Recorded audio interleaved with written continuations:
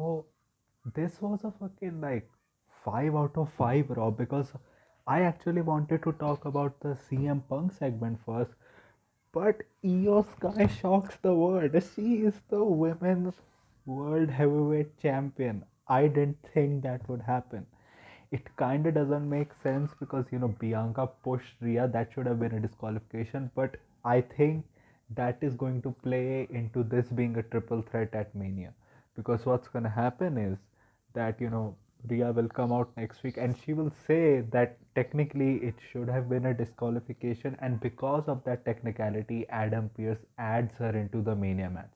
People are saying that Rhea may get another crowning moment at Mania.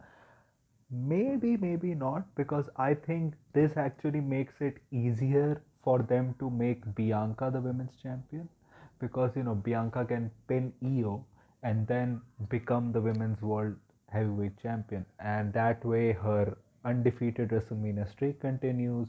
You can tell another story of Rhea just you know going after the championship again. She's had this story for a while now, that like with Liv, they either by disqualification or by her own mistakes, she kind of lost her chance to become champion, and when she finally becomes the champion again, because of her own fault she loses, and at WrestleMania also because of her own fault she doesn't win the title. And maybe you get you built Rhea up from that, and you probably get like a Bianca versus Rhea Ripley women's world title match at SummerSlam, probably in one of the night's main event.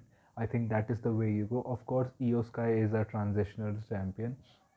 This way, I think first thing is that Io Sky gets what she deserves, which is the women's world title, because she killed it since the last 1.5 years since WrestleMania, being in that tag division, becoming a babyface just on her pure in-ring wrestling skills, putting that tag division on the map, giving Liv Morgan her best match when she was the women's world champion. Even after that, that tag match against Liv and Raquel also, like, she has been killing it. She deserved it for carrying the women's division in ring on Raw every week. And I think probably after this, if Io loses the world title, I think she probably goes into the IC title scene, where I think Triple H will probably give her a longer title run with that title to establish that title further. Maybe, a Becky feud, a Lyra feud. Like, this was great. This was great. Let's start with the show, which happened. CM Punk comes out all angry with his fucking Peter Griffin walk. Like, I think WWE really booked this show well, that even despite not having any of Cena, Cody, or The Rock, this show still felt big time, and they used whatever happened on the Royal Rumble in great way, because they never had that one big video package apart from the end. They showed like parts of it throughout the show, like some fans reaction, and then that dread horror music. They did it 2 3 times. In the end it ended with a big video package. So I really liked how they use they they worked with what they had, and they made the best use of their resources. They also had people asking other, which I didn't like at first, but when I went on Twitter I got the fact, because this is such a big event that it kind of affects everyone on the roster. So interviewers asking other people, then even wrestlers mentioning it by themselves, it makes it even like an overarching presence on the whole WWE. Even SmackDown is stacked. Like, Randy Orton is back. Jade Cargill is probably going to be there. Cody Rhodes is going to be there. So we are having a lot of things. Probably we're gonna get a Shinsuke versus LA Knight title match also. Maybe a Tiffany Nia Jax title. Maybe that does not happen this week. But a Shinsuke versus LA Knight, with LA Knight finally winning the title. Maybe Aleister Black comes out after the match, kicks LA Knight's head off. We get a Black versus LA Knight match for the US title at Mania, because I think maybe the Braun Breaker thing is that it's going to be a multi-man match, for which it was reported, because you're having Braun. Let's talk about Braun. Like, Finn Balor had his backstage segments where they were squabbling, where essentially Finn was like, you got You got humiliated at Elimination Chamber. You won the titles, but you got humiliated. They wanted to add another other member. Finn said no. He said, I'm going to take care of Braun Breaker because I'm going to face him tonight. Because Dom said you couldn't take care of him and you had a chair also. And then, Braun Breaker was having an interview, which I didn't see because ad breaks. Then Finn comes out and he says, I'm going to beat you all. Blah, blah, blah, blah. And then you had a brawl. You had the Judgment Day there also. And the end, Braun Breaker gave a kick-ass spear to Carlito. I hope Braun versus Finn also happens next week for the IC title. Like IC title needs to be defended more. What I think is probably gonna happen is whenever Braun and Finn faces, Finn is gonna lose, but he's gonna lose because of Dominic. And what I think is probably gonna happen is Dominic is gonna find a way to get into the IC title match at Mania. If they are not having Phoenix come this early, maybe you can get, Penta, Ludwig, Sheamus, Dom, Braun in the IC title division in there. Maybe add a Pete Dunne also there. You can get these 6-7 guys in a ladder match at Mania, and that way, you can have the Finn finally turning on Dom also. In a way, you don't really need to have, the Wyatt Six in a match. We can have uh, Liv and Nikki Cross, while White Six can be ringside for them. Maybe White Six destroys them at ringside the rest of the Judgment Day. That way you can, set up their things. And I think that is the way what's probably gonna happen, because I think AJ and Braun has kind of been dropped now, because Logan. What happened was that AJ was backstage. He was asked what happened. What is your opinion about Cena? He said that it's pretty unbelievable what happened. I never really thought that Cena would sell his soul to The Rock. And Karen Cross comes out, and I was like, we are seeing two AJ Styles on the screen, and he said it's not really surprising. And then he started, playing his old devil on the shoulders thing. Then AJ said that about Logan Paul, I'll get him next week. I'll challenge him, and it's good because AJ Styles was not really focusing on Logan Paul, but Karen Cross saying that Logan Paul, who does he think he is, and AJ instantly being like, okay, I'll confront him in Madison Square Garden next week.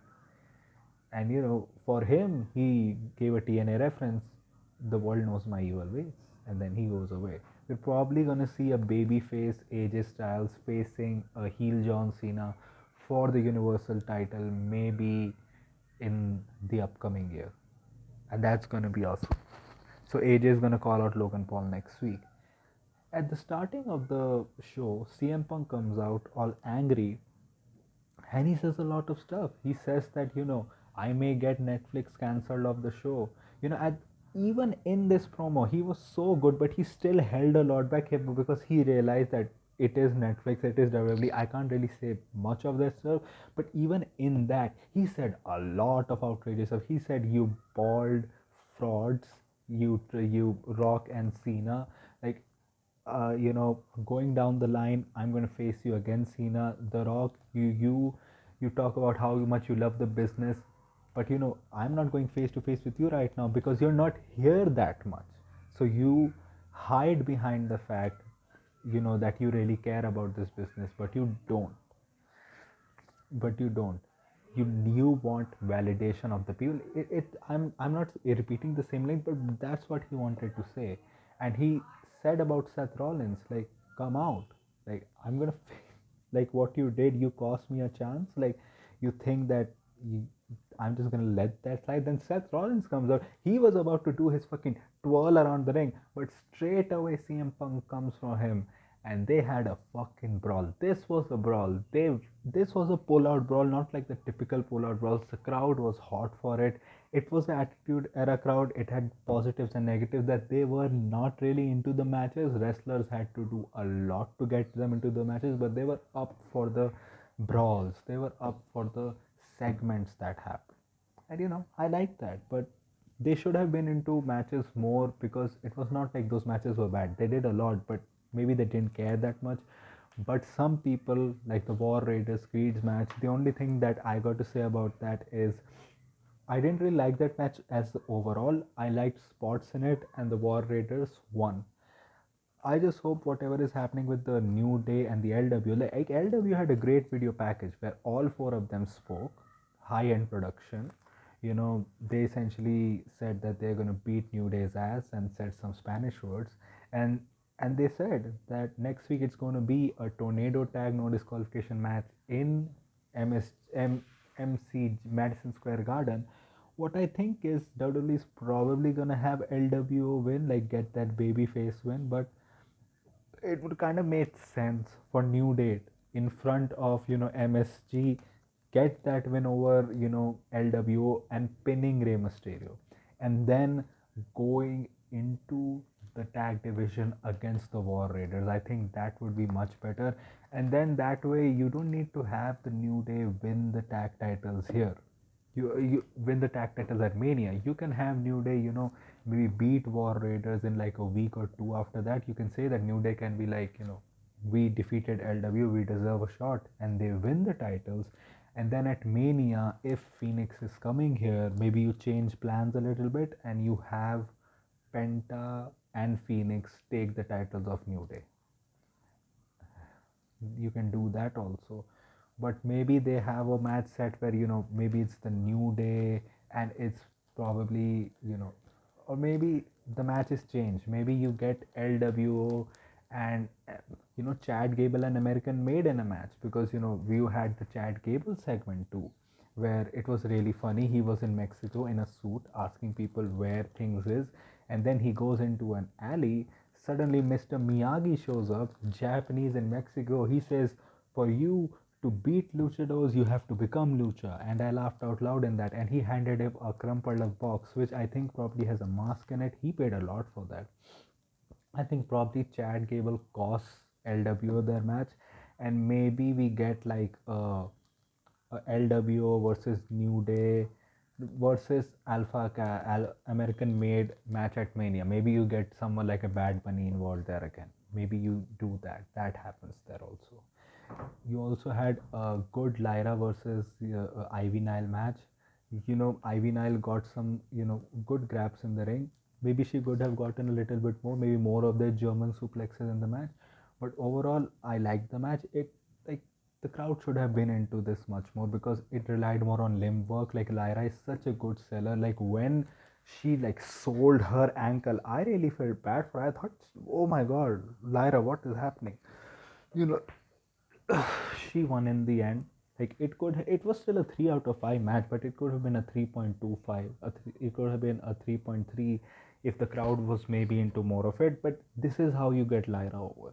Like they didn't have her defend her title for 40 days, and now they've given her back-to-back defenses in 2 weeks. I think they are trying to again heat her up, and this is the way you heat her up. Give her short promos on the mic, have her fight in the ring, and that's how she gets over. But I do think she needs a big feud for Mania to properly like put her in that upper mid card run rather than a mid carder, and you need Becky for that. But I don't know if Becky is showing up, but you kind of need Becky for that. Otherwise, what is there for Lyra to do as an IC champion?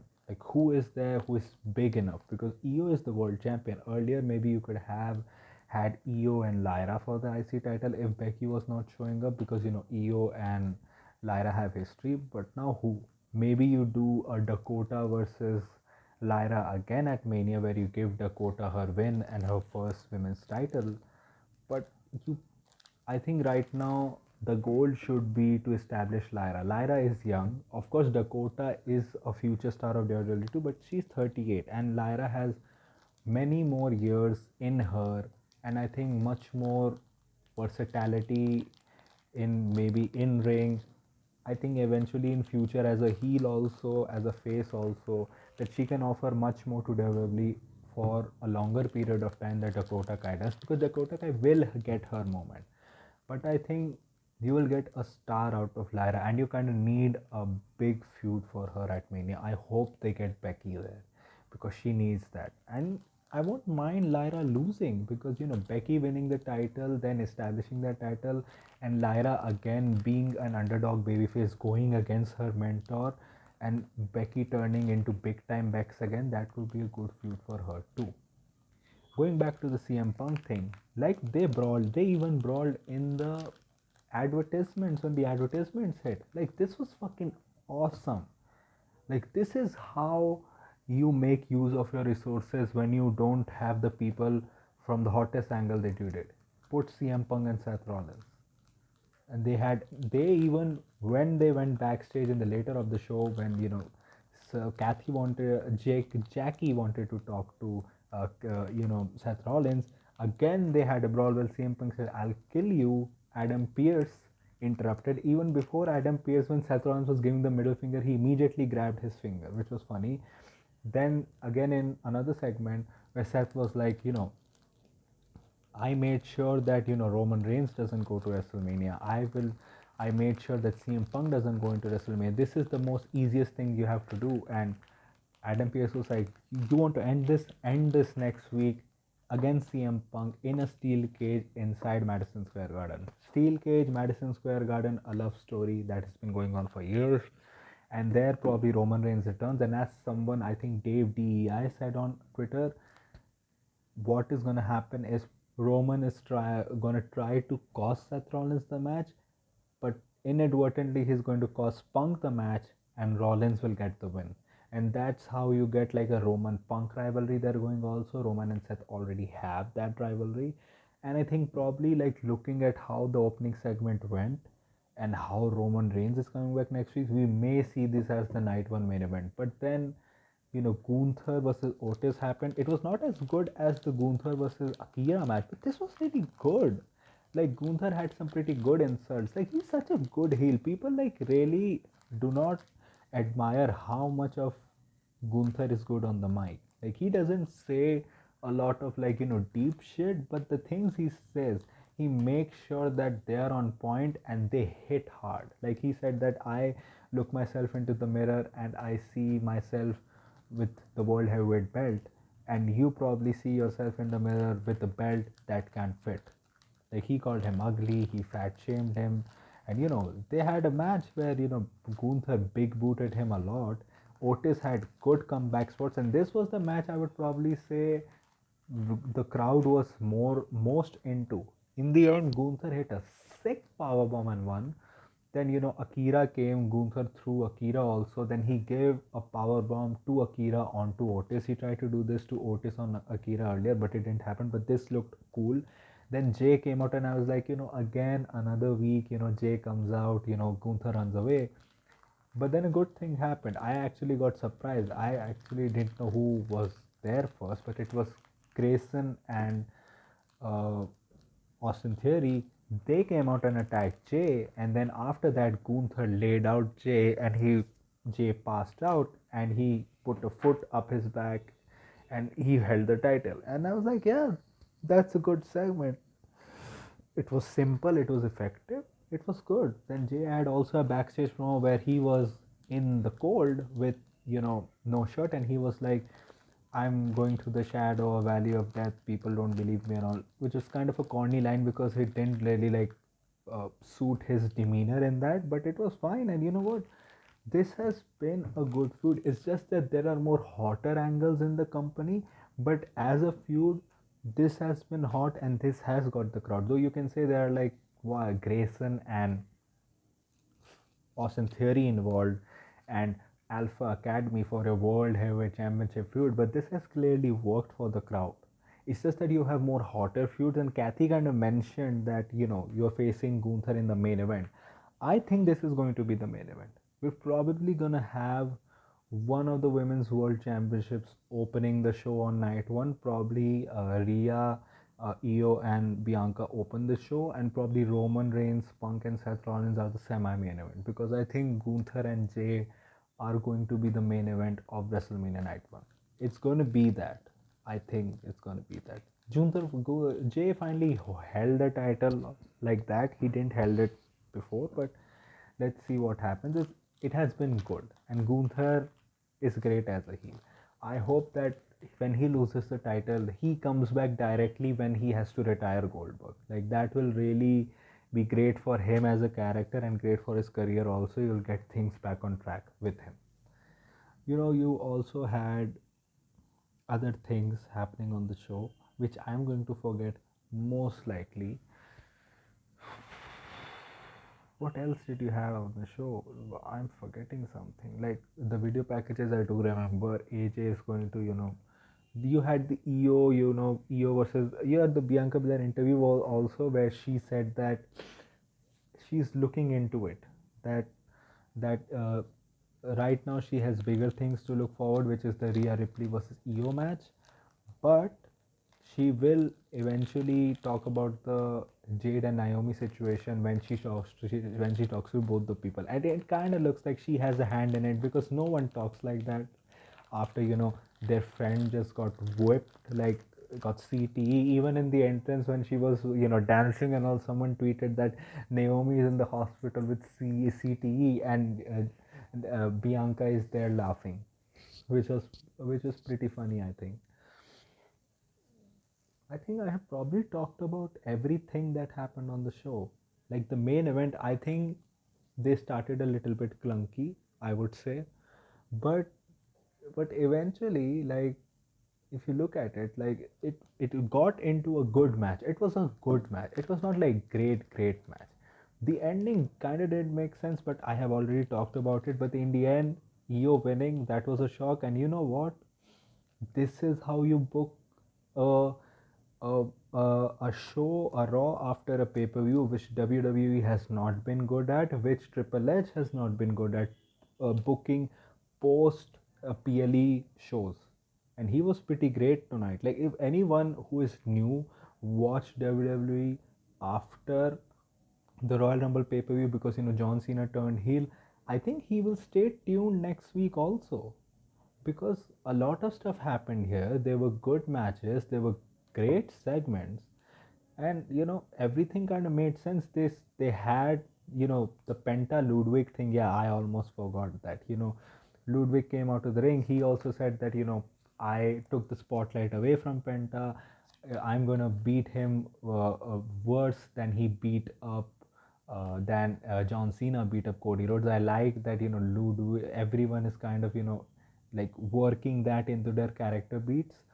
I think what's gonna happen next week, we're probably gonna see Penta versus Ludwig. Also, Penta comes out.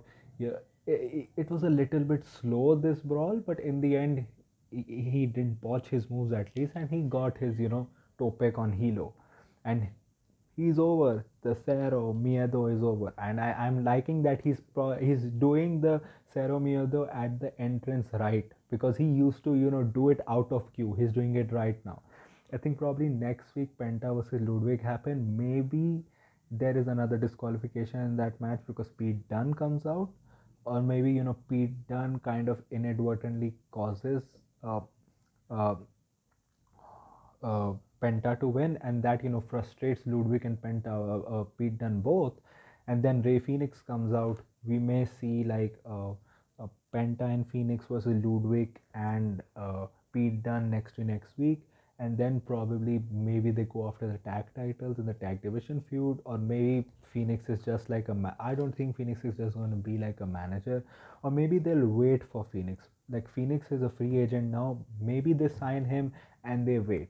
But there were plans that they probably have want him on the Mania card.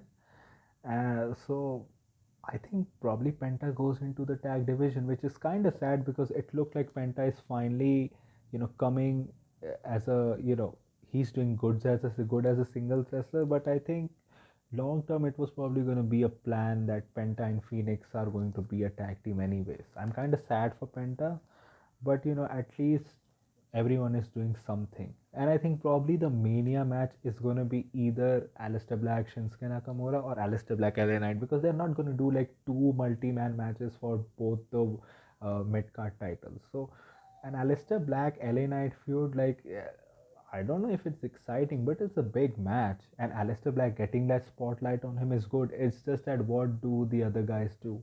Guys like Carmelo, guys like Andrade, like guys like Jimmy Uso, like the SmackDown title scene kind of needs the multi-man ladder match more, and you can still get Aleister Black winning the US title in a multi-man ladder match, and still get all the other pawns in there. So that was my review of 5 out of 5 Raw. So If you like this type of content, like this video, share and subscribe. If you don't, then share it with those who do.